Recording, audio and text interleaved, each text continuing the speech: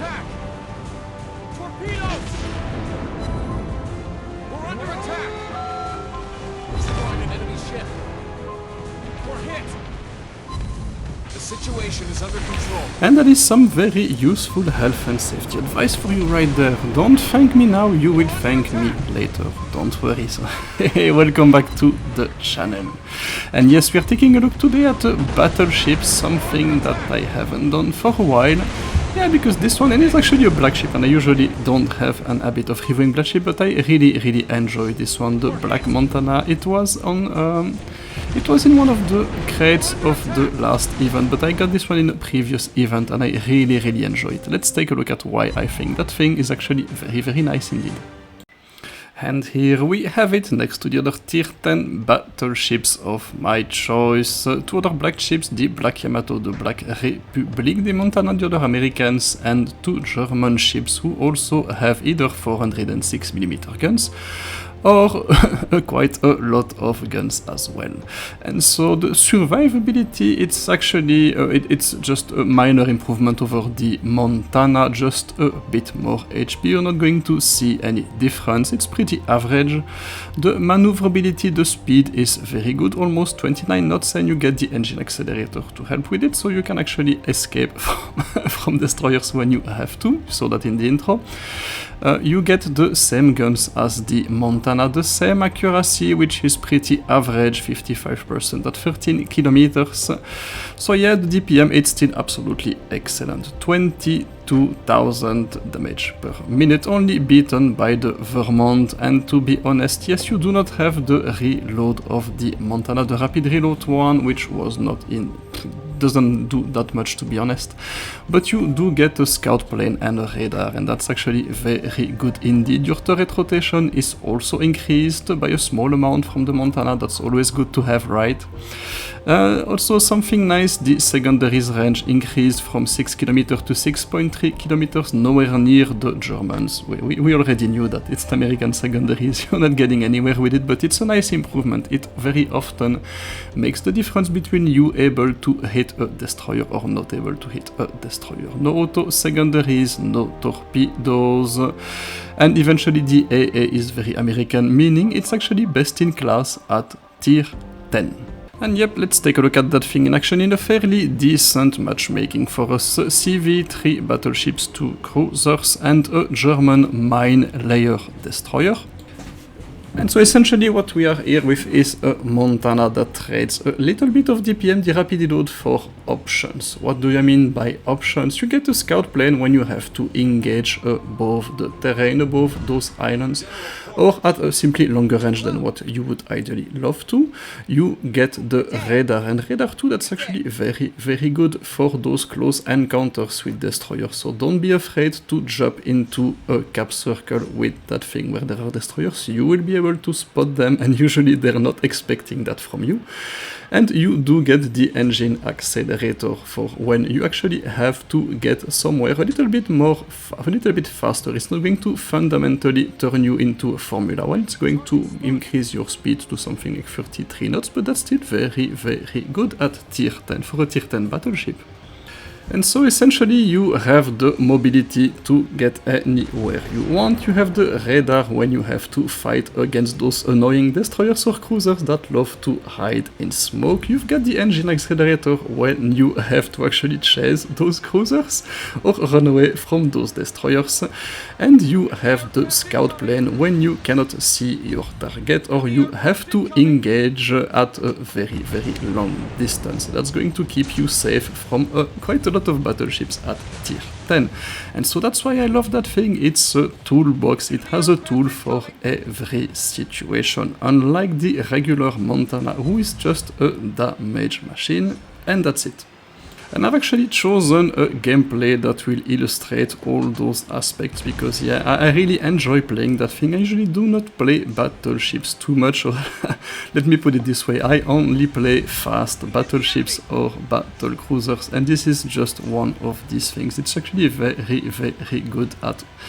You know, it's how I evaluate a ship. Does it have a very unique and specific playstyle? And is it able to differentiate itself from other ships?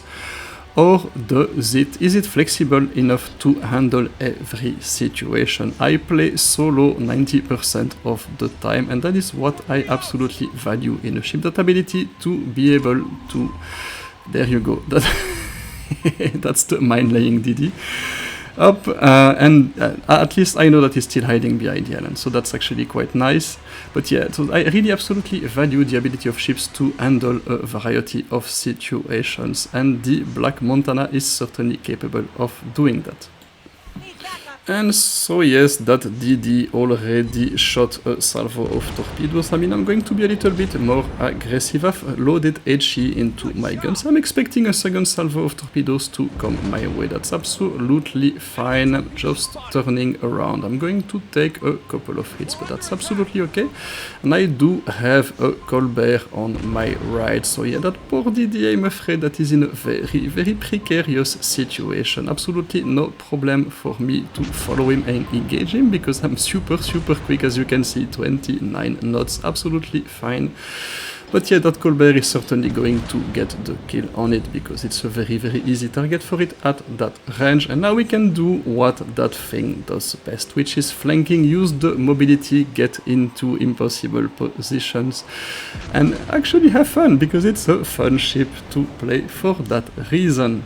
I mean, if you're more of a campy battlefield player, if you enjoy the kind of Vermont playstyle, stay where your base and punish everything at range. Do not buy that thing, do not even try that thing, because it's not super... I mean, it's a Montana, it's not really meant for that. It can do it a bit, it's still a battleship, it's still a very traditional battleship, but yeah, you're not really taking advantage of the mobility of that thing and the ability to put pressure on a number of situations. And there you go, a cruiser showing me a nice broadside there, and we absolutely punish it from 12 kilometers.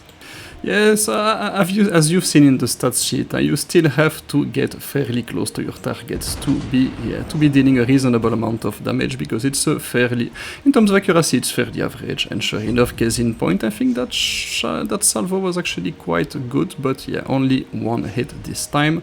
So I could be using the scout plane here to actually see what that rooster is doing, but I don't have to, because he happens to pop right out of the island when I need it, and I'm going to unleash another salvo there. So you notice my position on the map, extremely aggressive. That's a position where you would expect a light cruiser to be, and the CV is actually starting to focus me, but that's okay, I'm absolutely fine. I'm in an American battleship, I can certainly be isolated and tank a CV for quite a lot of time. And in the meantime, the enemy team is absolutely crushed, because we are completely surrounding them, and yes, they can obviously only focus on one direction at the time, and it's certainly not going to be me. So that Montana, no, we're probably going to prioritize that Colombo, because we can actually finish him, but I'm not sure of his direction. I'm going to pop the scout plane to have a better idea of his movement, and we do put a nice salvo into him. Unfortunately, accuracy letting us down there, but it's okay, the Colbert is going to be finishing him, and we still have the scout plane to have a perfect idea of where the enemy battleships are, what direction they are going, and actually I find myself dealing a lot more damage in that thing than in the regular Montana, and that is probably because of the scout plane that lets me first engage targets that I normally would not be able to hit, because they are at range and outside of my normal gun range, but second, because you do get the ability to engage over islands very easily. You get a very good view of the situation. And here you see me screw up, so just to be clear, the range of the radar, it's a little bit more than 7 kilometers, not 9 kilometers. Absolutely no point in using it on that Mino, but that's okay. As you can see, he's slowly trying to, it's not going, no, it's not going to fly. It's still a Montana, 16 guns on target, and those secondaries are actually able to hit them at that range now. So yeah, don't do that. Just reverse, the torpedoes are coming, you know it, DFA, so let him... Yeah, oh no, don't do that again, you're making it too easy for me. No, that's not how you play that thing. Well, you were kind of asking for it, were you? So yeah, in the meantime, we do get clear skies. The CV was absolutely unable to stop us, prevent us from getting into position, something German battleships would have a little bit more problem doing, I think. So that's why I absolutely love that thing, flexibility, aggressiveness. It supports a wide variety of playstyles, and I hope you've enjoyed my review of it. So there you go, certainly better than the regular Montana, and that's it for the review of the Black Montana. Stay safe, take care, that was DFA signing out, bye bye!